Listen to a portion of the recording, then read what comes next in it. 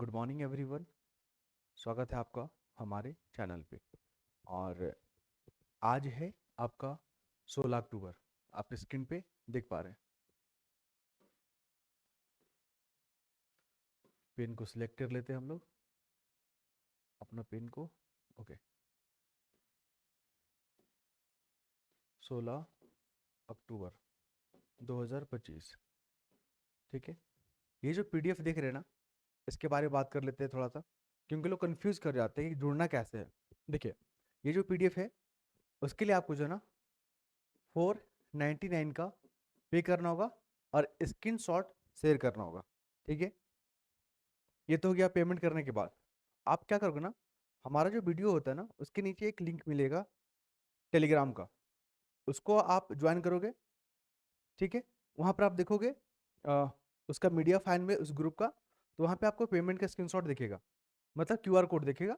उसमें पेमेंट करने के बाद शेयर कीजिएगा, आपको ऐड कर दिया जाएगा। सिंपल प्रोसेस है। अगर बात करना चाहते हैं तो इस नंबर पर बात कर सकते हैं। हम आपको ये नहीं बताएंगे कि जनसत्ता आपके लिए कितना इंपॉर्टेंट है, आपको हम प्रूफ दिखाएंगे आज। ठीक है, कल भी मैंने दिखाया था कि जो यूपी पीसीएस का जो क्वेश्चन है, जो 2-3 दिन पहले हुआ था, 3-4 दिन पहले, सारे क्वेश्चन आपकी जनसत्ता से पूछे गए हैं। ठीक है, चलिए आज का टॉपिक है ना, फटाफट करते हैं हम लोग, क्योंकि वीडियो हमारा काफ़ी लेट हो जाता है, अपलोड होते होते 2 बज जाते हैं, जो कि सही नहीं है। यहाँ पर देखिए, दिल्ली एनसीआर में अभी दिल्ली न्यूज में चल रहा है कि वहाँ पे जो ग्रीन पटाखे होते हैं ना, वो पहले प्रतिबंध था। आप किसी भी प्रकार का पटाखे का इस्तेमाल नहीं करोगे। कहाँ? दिल्ली में। क्यों? वायु प्रदूषण के कारण, एयर पॉल्यूशन के कारण। क्योंकि एयर पॉल्यूशन दिल्ली का एक बहुत बड़ा मुद्दा है। और दिल्ली हमारे लिए इंपॉर्टेंट इसलिए हो जाता है ना, क्योंकि वो भारत का कैपिटल भी है। अगर हमारी कैपिटल ही अगर स्वस्थ नहीं रहेगा, स्वच्छ नहीं रहेगा, तो हमारा जो छवि है वैश्विक लेवल पे, उसमें नकारात्मक असर पड़ते हैं। ठीक है, चलिए, तो हम लोग देखेंगे अपना इंपॉर्टेंट क्वेश्चन को यहाँ पे, कि जो ग्रीन पटाखे होते हैं, ग्रीन क्रैकर, उसका जो है ना संतुलित उपयोग कर सकते हैं, यूज कर सकते हैं अब दिल्ली में। पहले पूरी तरह से प्रतिबंध था। ऐसा इसलिए किया गया क्योंकि जो धार्मिक भावना है, जो लोगों का सम्मान है, क्योंकि दिवाली जो है ना, फेस्टिवल आपको पता है ना, भारत का एक महत्वपूर्ण पर्व है। चलिए, तो यहाँ पर आप देखोगे जो सुप्रीम कोर्ट ने ऑर्डर दिया है कि जो संतुलित जो दृष्टिकोण है उसको ध्यान में रखते हुए और पर्यावरण के साथ कोई ऐसा समझौता ना हो जाए जो पर्यावरण को नुकसान करे, इसलिए जो है ना लिमिटेड पीरियड के लिए, लिमिटेड टाइम के लिए आप यूज कर सकते हो। क्वेश्चन क्या पूछता है मेंस में, ये देखिए, ये वाला, दिल्ली में एयर पॉल्यूशन या वायु प्रदूषण के मुख्य कारण और उसके प्रभाव। दो क्वेश्चन है, क्वेश्चन आंसर के फॉर्मेट में आपको बता दिए हैं। यूपीपीसीएस दिल्ली में, यूपीएससी में ये क्वेश्चन पूछा गया है। ठीक है, अब प्रीवियस ईयर क्वेश्चन में जाकर देखिएगा तो वायु प्रदूषण को लेकर क्वेश्चन पूछा गया है। और जो खबर न्यूज में रहता है उससे तो बहुत ज्यादा पूछे जाते हैं। तो इसको लिखना कैसे है आंसर को, देखिए, दिल्ली में जो एयर पॉल्यूशन है उसका मुख्य कारण में जो वाहन होते हैं उससे निकलने वाला धुआं, जो निर्माण कार्य होते हैं, जो एक्टिविटी होता है, ठीक है, उससे भी धूल वगैरह या डस्ट वगैरह देखने को मिलता है। फिर आप देखोगे पराली जलाने, ये भी न्यूज में चल रहा है अभी पराली को लेकर। ठीक है, आप देखोगे हरियाणा और उधर पंजाब वाले इलाके में जो पराली जलाते हैं तो धुआं जो है ना दिल्ली तरफ आ जाता है। फिर जो इंडस्ट्रियल एक्टिविटी है उसके कारण जो है ना एयर पॉल्यूशन होता है। फिर इसका परिणाम क्या होता है, तो स्वास्थ्य संबंधी जो है ना प्रॉब्लम देखने को मिलता है। फिर आप देखोगे आंखों में जलन, फिर देखोगे कि सांस लेने में प्रॉब्लम, जो हार्ट पेशेंट है उनके लिए और प्रॉब्लम हो जाता है, बुजुर्गों के लिए तो और भी प्रॉब्लम हो जाता है। तो ये सब परिणाम है देखने को मिलता है। ठीक है, सरकार ने इसके लिए एवेनॉर्ड, ग्रैप और बहुत सारे जो है ना प्रबंधन नीतियों को लागू किया है। बस यही लिखना है आपको, कोई बड़ा चीज नहीं लिखना है। इस तरह के प्रश्न पूछे जाते हैं। तो ये जो आप देख रहे हैं ना, ये जो आंसर मैंने आपके लिए तैयार किया है, जिससे आपको पेपर पढ़ने में और पेपर में जो इंपॉर्टेंट टॉपिक है उसको पढ़ने में आपकी जो दिलचस्पी है वो बढ़ जाए। अगर आप चाहते हैं कि ये चीज़ आपको इंग्लिश में भी आपको अवेलेबल हो जाए, तो आपको कमेंट करना होगा और आपको दिखाना होगा कि आप लोग सीरियस है इस चीज़ को लेकर। ठीक है, तभी हम उस पर पहल करेंगे। अगर मुझे लगेगा कि आज ही पहल करना चाहिए तो मैं आज ही कर दूंगा, मुझे ज़्यादा वक्त नहीं लगेगा, 1 घंटा एक्स्ट्रा और लगेगा। ठीक है, चलिए, अब आते हैं कॉलेजियम सिस्टम। यहाँ से क्वेश्चन पूछता है। अभी देखिए, चाहे दिल्ली सुप्रीम कोर्ट है ना, सुप्रीम कोर्ट हो या हाई कोर्ट हो, इसमें जितने भी जज वगैरह होते हैं ना, जजेस होते हैं, उनका अपॉइंटमेंट, उनका ट्रांसफर, ये सब कौन देखता है? कॉलेजियम सिस्टम देखता है। और हम लोग इस टॉपिक को क्यों पढ़ रहे हैं? क्योंकि आपका बीपीएससी 71 में ये क्वेश्चन पूछा गया है। देखिए, कॉलेजियम क्या है और यह आलोचना के केंद्र में क्यों है, अपना विचार व्यक्त करें। यह क्वेश्चन आपका बीपीएससी 70 में पूछा गया है, ठीक है। इसलिए मैंने इस टॉपिक को लिया। कॉलेजियम सिस्टम क्या होता है, ये किस प्रकार कार्य करती है, और ये इसका आलोचना क्यों हो रहा है, क्योंकि बहुत कुछ 1 महीना पहले ये टॉपिक बहुत ज्यादा चला था, ठीक है, बहुत ज्यादा चला था, इस कारण से पूछ लिया था ये वाला। तो अब आइए यहाँ पे, भारत में जो कॉलेजियम प्रणाली है वो क्या है, इसकी संरचना बताएं, इसकी कार्य प्रणाली बताएं और इसका इंपॉर्टेंस बताएं, ठीक है। तो इस तरह का क्वेश्चन पढ़ने में ना, अगर हम लोग करके जाते हैं तो एग्जाम हॉल में कैसे भी क्वेश्चन पूछे, किसी भी एंगल से पूछे, आप उसको सॉल्व करने की स्थिति में आ जाएंगे। ये होता है फायदा न्यूज़पेपर का। और जो ये आंसर अवेलेबल करवा रहे हैं क्वेश्चन आंसर के फॉर्मेट में, ये आपको बहुत हेल्प करेगा। यकीन मानिए, आपको पता भी नहीं चलेगा कि आपका मेंस का प्रिपरेशन हो रहा है और आप एक मजबूत विद्यार्थी के रूप में उभर रहे हैं।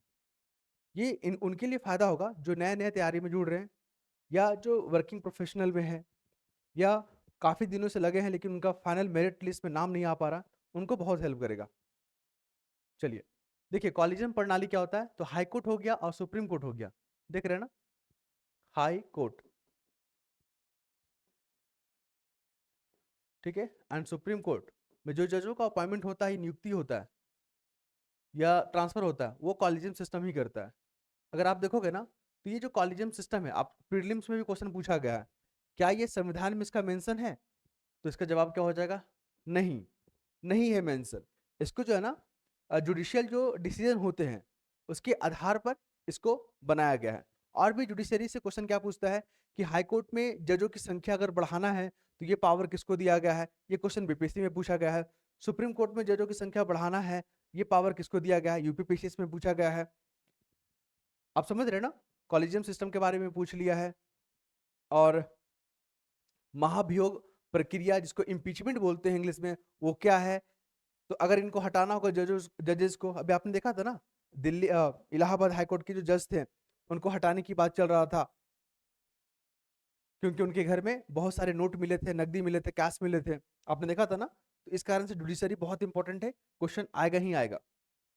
अगर हम लोग बात करें इसकी स्ट्रक्चर का, संरचना में, तो आपको बता दें, यहाँ पे 4 वरिष्ठ जो है ना जजेस होते हैं सुप्रीम कोर्ट की अगर बात करें तो, और हाई कोर्ट की अगर बात करें तो 2 जो है ना सीनियर जज होते हैं, किसमें? हाई कोर्ट कॉलेजियम सिस्टम में। कार्य प्रणाली की अगर बात करें तो ये नियुक्ति और स्थानांतरण के मामले देखते हैं जजेस का। अगर इंपॉर्टेंस की अगर हम लोग बात करें, यहाँ पे क्या महत्व है इसका, तो ये स्वतंत्रता सुनिश्चित करता है, किसका? न्यायपालिका का। कार्यपालिका के हस्तक्षेप को रोकता है, न्याय जो निष्पक्षता है उसको बढ़ावा देता है, और लेकिन आलोचना में पारदर्शिता और जवाबदेही के अभाव के कारण जो है ना, इसका आलोचना किया जाता है। बस इतना ही आपको पढ़ना है, ज्यादा नहीं पढ़ना है। सिंपल तरीके से पढ़िए और अच्छे से पढ़िए, क्योंकि आप 1000 टॉपिक जो पढ़ रहे हो, उससे अच्छा है कि आप 500 टॉपिक को है ना, आप 20 बार पढ़ लो, वो ज्यादा हेल्प करेगा आपको, ठीक है। तो यहाँ पर लिमिटेड चीज को पढ़ाया जाता है ताकि आपके एग्जाम के अलावा जो जो रिलेवेंट है ना, उसके अलावा आप कुछ ना पढ़ें। नेक्स्ट मूव करते हैं यहाँ पे। तो देखिए, एडिटोरियल पेज का है, हो सके तो आपको ये चीज क्लियर ना दिखे, लेकिन अगर आप पीडीएफ से जुड़ते हैं ना, तो सारे जो हाईलाइट वर्ड है ना, बहुत इंपॉर्टेंट करेगा। आइए आपको पहले बताते हैं इसमें इंपॉर्टेंट चीज क्या लिखा हुआ है। अभी सरकार जो है ना, सरकार ने आर्थिक सुधार कर रहा है, सरकार जो है ना आर्थिक रिफॉर्म, जैसे कि जीएसटी में, जीएसटी जो रेट है उसमें कमी हो रहा है, कमी किया जा रहा है, ठीक है। और जो कैपिटल, जो इन्वेस्टमेंट है सरकार का, वो बढ़ा रहा है सरकार, ठीक है, ताकि हमारी जो इकोनॉमी है वो सकारात्मक रूप से आगे बढ़े। क्योंकि अभी 50% का टैरिफ लगाया और विश्व पे जो अस्थिरता देखने को मिल रहा है, इससे भारतीय जो अर्थव्यवस्था है ना, वो प्रभावित हुआ है। हमारे जो एक्सपोर्ट है वो प्रभावित हुआ, हमारा जो ट्रेड है वो इफेक्ट हो रहा है, भारत अमेरिका का जो रिलेशन है वो इफेक्ट पड़ रहा है, और भारत के अलावा जो अन्य देश के साथ जो संबंध है भारत का, उस पर भी प्रभाव पड़ रहा है। इसके बाद देख लीजिए यहाँ पे कि भारत को कैसे आत्मनिर्भर बनाए। भारत जो प्रोडक्शन कर रहा है उसकी जो क्वालिटी है वो अंतर्राष्ट्रीय स्तर की हो, ये भी एक बहुत बड़ा चैलेंजेस है। जो प्राइवेट प्लेयर हैं वो इन्वेस्ट करें हमारी इकोनॉमी में, ऐसा नहीं हो पा रहा है। तो ये सब चैलेंजेस हैं। मेंस में क्वेश्चन कैसे पूछेगा हम आपको बताएंगे। पहले जो इंपॉर्टेंट है कि सरकार ने जीएसटी में जो है ना रेट को कम किया है ताकि हमारी इकोनॉमी जो है आत्मनिर्भर बने। फिर यहाँ पर देखिए कि इसका जो घरेलू जो खपत है वो तो बढ़ रहा है, लेकिन आपने देखा ना जैसे आईफोन 17 को लेकर किस तरह जो है ग्राहकों में वो उत्सुकता देखने को मिला, क्योंकि वो तो विदेशी प्रोडक्ट है, लेकिन जो उसका क्वालिटी है क्या भारत उस प्रकार का मेंटेन कर पाएगा, ये भी बहुत बड़ा चैलेंजेस है। भारत का निर्यात घटा है, समझ रहे ना। तो ये सबको ध्यान में रखते हुए क्वेश्चन मेंस में कैसे पूछेगा, ऐसे पूछेगा। देखिए कि भारतीय जो घरेलू बाजार के समक्ष वर्तमान में क्या आर्थिक चुनौती है। तो हमने क्या बताया अभी कि इसमें जो प्राइवेट प्लेयर हैं वो इन्वेस्ट नहीं कर पा रहे हमारी इकोनॉमी में। जो हमारा जो प्रोडक्ट है क्या वो अंतर्राष्ट्रीय स्तर की क्वालिटी को मेंटेन कर पाएगा, ये भी बहुत बड़ा चैलेंजेस है। तो ये दो हो गया जो पेपर में लिखा हुआ था। और आप ये देखिए जो आपके क्वेश्चन जो है ना मेंस में पूछे गए हैं आप, कि भारतीय घरेलू बाजार है ना 2025 में कई आर्थिक चुनौतियों का सामना कर रहा है। जैसे कि आप देखोगे मांग में असमानता, बेरोजगारी, ग्रामीण आय में ठहराव, आपूर्ति श्रृंखलाएं बाधा, ठीक है, एमएसएमई क्षेत्र में जो वित्तीय जो महत्व है उसका कमी। फिर देखिए वैश्विक मंदी, भू राजनीतिक जो रसिया यूक्रेन जो तनाव, गाजा कॉन्फ्लिक्ट, हम लोग इंपोर्ट पे निर्भर हैं, जो अपने क्रूड ऑयल को हम लोग क्या करते हैं इंपोर्ट करते हैं। तो ये सब आर्थिक चुनौती है, समझ रहे हैं, ये सब क्या है इकोनॉमिक चैलेंजेस है। और बस इतना अगर आप ध्यान में रख लिए तो आप क्वेश्चन को लिख लीजिएगा। अब आइए देखिए बिहार में हो रहा है इलेक्शन, क्या हो रहा है स्टेट असेंबली का इलेक्शन हो रहा है, स्टेट इलेक्शन हो रहा है, ठीक है। तो जो चुनाव आयोग है उसके सामने क्या चैलेंजेस है, ये इस बार का इंपॉर्टेंट क्वेश्चन है और आपसे पूछेगा। क्योंकि बिहार का इलेक्शन होता है ना तो काफी चर्चा में रहता है, क्योंकि वहां पे कास्ट सिस्टम का वर्चस्व है। तो कास्ट फ्री हो, जो भी मतदाता है वो विकास के मुद्दे पर को ध्यान में रखकर जो वोट करेंगे वो ज्यादा अच्छा होगा। लेकिन बिहार में इस तरह का जो है ना देखने को मिलता है कि हमारी जाति का अगर लोग खड़े हैं, चाहे वो विकास का काम करे या ना करे, हम वोट उसी को देंगे। तो ये जो है ना हमारी जो चुनाव प्रक्रिया है या लोकतंत्र है उसके लिए सही नहीं है। चलिए तो हम लोग क्वेश्चन देख लेते हैं कि जो इलेक्शन कमीशन है, सबसे पहले देखिए कि जो इलेक्शन कमीशन है, जो इलेक्शन कमीशन है, थोड़ा सा वेट कीजिएगा आप लोग।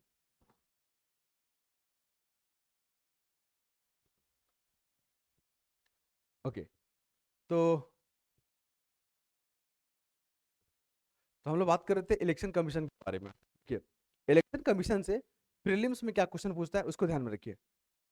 इलेक्शन कमीशन क्या संवैधानिक संस्था है, ये क्वेश्चन पूछता है। तो जवाब हो जाएगा हाँ। 324 में इलेक्शन कमीशन के बारे में चर्चा किया हुआ है। आपको बता दें जो चीफ इलेक्शन कमिश्नर होते हैं या अदर इलेक्शन कमिश्नर होते हैं उसका अपॉइंटमेंट कौन करता है, उसको हटाने की प्रक्रिया क्या है, ये क्वेश्चन पूछता है। ये हो गया। और बताएं आपको और क्या है, जो इलेक्शन कमीशन है उसमें हाल में क्या क्या रिफॉर्म किए गए हैं। जैसे आप देखोगे कि वीवीपैट को लागू किया गया है, जो चुनाव पत्र होता है हमारा, जो आइडेंटिटी कार्ड होता है उसमें फोटो वाला जो है प्रोविजन जोड़ा गया। फिर आप देखोगे कि नोटा का प्रोविजन जोड़ा गया। ये सब मेंस में पूछता है कि सरकार ने मतलब इलेक्शन कमीशन जो है क्या क्या रिफॉर्म किया गया है। तो आप इस तरह की बातें को लिखेंगे। अब हम लोग आते हैं कि बिहार में इलेक्शन हो रहा है, तो जो इलेक्शन कमीशन है हमारा उसके सामने क्या चैलेंजेस है उस पर आपको चर्चा करना है। तो आइए हम लोग क्या करेंगे एक एक करके देखते हैं, ठीक है। आप लोग बने रहिए।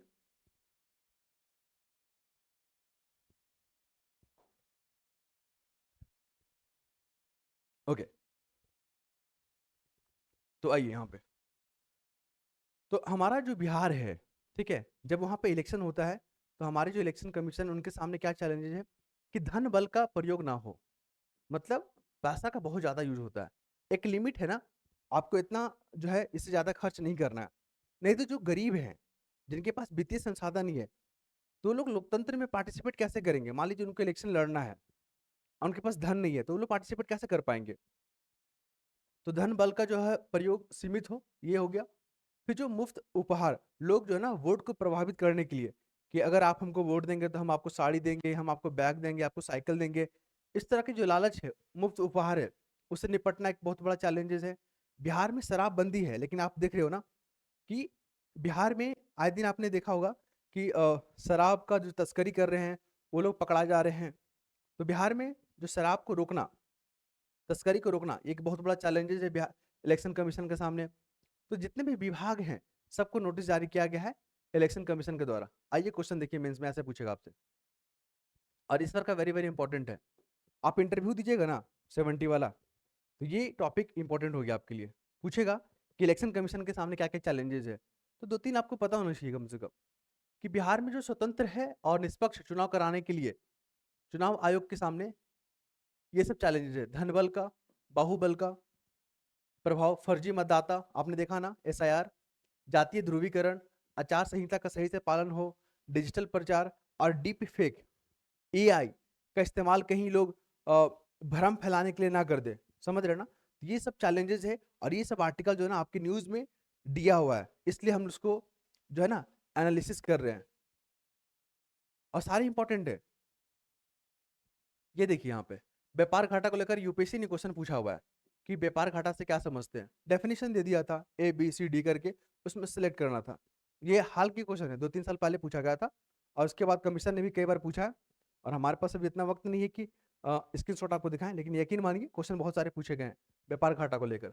अगर एक्सपोर्ट कम हो रहा है और इम्पोर्ट ज्यादा कर रहे हैं, तो इस कंडीशन को बोलेंगे व्यापार घाटा।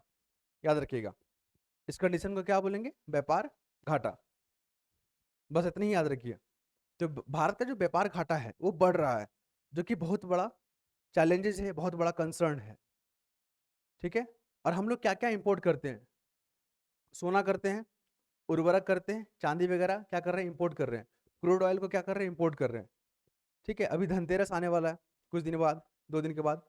आप देख रहे हैं ना सोना कितना खरीदा जाएगा भारत में। ठीक है, चलिए, इनका आर्टिकल आपको पता है ना, सोनम वांगचुक इनकी वाइफ है। ठीक है, और ये जलवायु कार्यकर्ता है, इनको अरेस्ट कर लिया गया है। पूरा का पूरा कहानी है, मुद्दा ये नहीं है। मुद्दा है ये वाला, कि लद्दाख में जो हिंसा हुआ है, उनका डिमांड क्या है कि लद्दाख को राज्य का दर्जा दिया जाए, साथ ही 6th शेड्यूल में इसको शामिल किया जाए। और ये क्वेश्चन आपका पूछा गया, कल भी आपको प्रूफ के तौर पर दिखाए थे। ये देखिए, यूपीपीसीएस आरओ में भी पूछा गया है, यूपीपीसीएस, ठीक है, 2025 का में आरओ में पूछा गया है, आपका बीपीएससी में क्वेश्चन पूछा है, एएसओ में पूछा है। ठीक है, सारे एग्जाम में जो है ना ये वाला मैचिंग करने के फॉर्म में पूछ लेता है। 12 को शेड्यूल है, 12 भी याद रखिएगा आप, स्पेशली 8 शेड्यूल वाला। अभी आपको बता दें कि भोजपुरी कॉन्स्टिट्यूशनल लैंग्वेज है या नहीं, ये क्वेश्चन पूछ लिया, तो वो तो नहीं ना है, लेकिन भोजपुरी को जो है ना कॉन्स्टिट्यूशन लैंग्वेज के लिए जो है ना डिमांड किया जा रहा है। ठीक है, फिर आप देखो झारखंड का एक हो लैंग्वेज है, हो लैंग्वेज, ठीक है, इसको भी डिमांड किया जा रहा है। और ये डिमांड असम सरकार, मतलब असम के लोग जो उठा रहे हैं, वहाँ के जो ट्राइबल लोग उठा रहे हैं, कि इसको भी जो है ना कॉन्स्टिट्यूशनल लैंग्वेज के रूप में दर्जा दिया जाए। तो आप लोग न्यूज़ में बने रहिए, मजा आएगा पढ़ के। ये देखिए, संयुक्त राष्ट्र, ये इंपॉर्टेंट है, मानवाधिकार जो अंतर्राष्ट्रीय वाला है, भारत इसका 7वीं बार इलेक्टेड हुआ है। कुल मिलाकर बताया आपको ना, तो ये 3 साल का कार्यकाल रहेगा भारत का। इसमें कुल 47 सदस्य हैं। भारत इससे पहले भी इसका जो है ना अध्यक्षता संभाल चुका है, ध्यान रखिएगा। ये है सुल्तान जोहर कप, किस खेल से जुड़ा हुआ है? हॉकी से जुड़ा हुआ है। ठीक है, अभी आप देखो कि उत्तराखंड पीसीएस हुआ था कुछ महीना पहले, उसमें ये लोग क्वेश्चन पूछ लिया टॉप्स के बारे में। और ये क्वेश्चन बहुत बार, ये टॉपिक जो है बहुत न्यूज में आया था।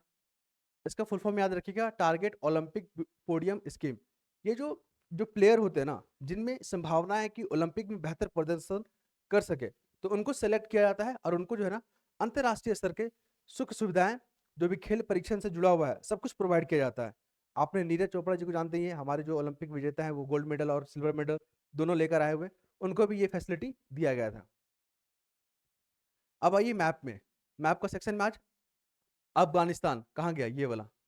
अभी पाकिस्तान और अफगानिस्तान के बीच में तनाव देखने को मिल रहा है, इस कारण से इंपॉर्टेंट हो गया क्वेश्चन। यूपी पीसीएस ने भी यहाँ से पूछा है, झारखंड पीसीएस ने भी पूछा है, यूपी पीसीएस और यूपीएससी में पूछा है, ठीक है, कि अफगानिस्तान जो है ना किन किन देश के साथ सीमा साझा करता है, तो ईरान, पाकिस्तान, भारत। ये देखिए अपना जो भारत है ना, ये देखिए ये वाला भारत जो पीओके, जिसने पाकिस्तान ने जबरदस्ती कब्जा कर रखा हुआ है, वहां से बाउंड्री साझा होता है।